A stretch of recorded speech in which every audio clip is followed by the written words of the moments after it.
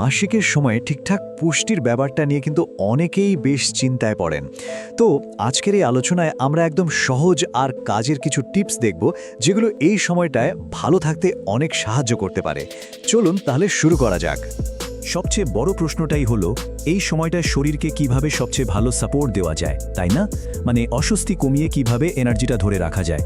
আর এখানে কিন্তু নিউট্রিশন বা পুষ্টির একটা বিশাল ভূমিকা আছে। এই আলোচনায় আমরা সেই উত্তরগুলোই খুঁজব। মাসিকের সময়টায় শরীরটা যে একটু ক্লান্ত লাগে, দুর্বল লাগে, এটা কিন্তু খুবই স্বাভাবিক একটা ব্যাপার। আর ঠিক এই কারণেই কিন্তু শরীরের একটু বাড়তি যত্নের প্রয়োজন হয়। তবে ভালো খবরটা হলো এই ব্যাপারটা একদমই স্বাভাবিক, আর ঠিকঠাক খাবার আর একটু কেয়ার নিলেই কিন্তু এর সাথে মানিয়ে নেওয়া যায়। আচ্ছা, তাহলে প্রথমেই চলুন দেখে নিই কোন খাবারগুলো শরীরকে ভেতর থেকে এনার্জি দিতে পারে আর এই সময়টাকে আরেকটু সহজ করে তুলতে পারে। এখানে দেখুন 4টা মেইন ক্যাটাগরির খাবারের কথা বলা হচ্ছে। যেমন ধরুন, আয়রন রিচ খাবারের মধ্যে পালং শাক বা ডাল হতে পারে, ফলের মধ্যে কলা বা কমলা, নানা রকমের রঙিন সবজি, আর আরামের জন্য এক বাটি গরম স্যুপ। ভাবলে এগুলোই কিন্তু হতে পারে মাসিকের সময় নিউট্রিশনের একদম বেসিক ভিত্তি। প্রথমে আসি আয়রন সমৃদ্ধ খাবারের কথায়। দেখুন, মাসিকের সময় শরীর থেকে যে রক্ত বেরিয়ে যায় তার জন্য আয়রনের একটা ঘাটতি হতে পারে। আর এই ঘাটতিটাই কিন্তু ক্লান্ত লাগার একটা বড় কারণ। তাই ডায়েটে যদি পালং শাক, ডাল বা অল্প পরিমাণে রেড মিটের মতো খাবার রাখা যায়, তাহলে এই দুর্বল ভাবটা অনেকটাই কমে আসে। এর পাশাপাশি রঙিন ফল আর সবজি থেকে আমরা কি পাই? ভিটামিন সি, অ্যান্টিঅক্সিডেন্ট, এইসব এগুলো একদিকে যেমন ইমিউনিটি বাড়ায়, তেমনি শরীরকে ফ্রেশ রাখতেও কিন্তু দারুণ সাহায্য করে।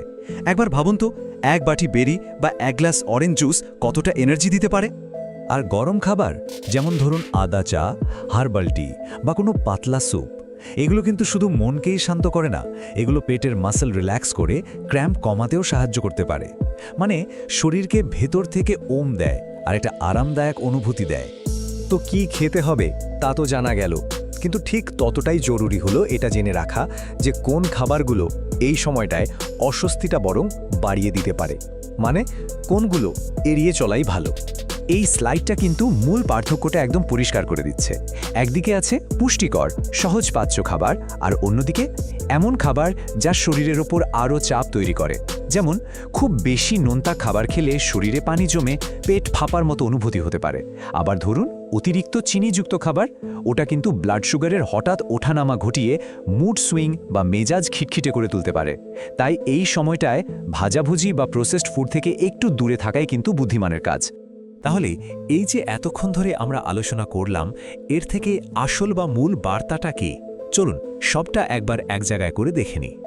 মাসিকের সময়ে ভালো থাকা মানে কিন্তু আসলে খুব জটিল কিছু না। এটা হলো সঠিক খাবার আর নিজের যত্নের একটা সুন্দর ব্যালেন্স। সোজা কথায় শরীরের কথা শোনা এবং সে অনুযায়ী তার প্রয়োজন মেটানো। পুরো বিষয়টাকে আসলে এই দুটো সহজ ধাপে ভাগ করে নেওয়া যায়। 1 নম্বর, শরীরকে ভালো পুষ্টি দেওয়া, আর 2 নম্বর, যে খাবারগুলো অস্বস্তি বাড়ায় সেগুলো থেকে একটু সচেতনভাবে দূরে থাকা। ব্যাস, এই দুটো জিনিস মিলেই কিন্তু একটা বড় পজিটিভ পরিবর্তন আনতে পারে। আর এই কথাটা মনে রাখা কিন্তু খুব দরকারি।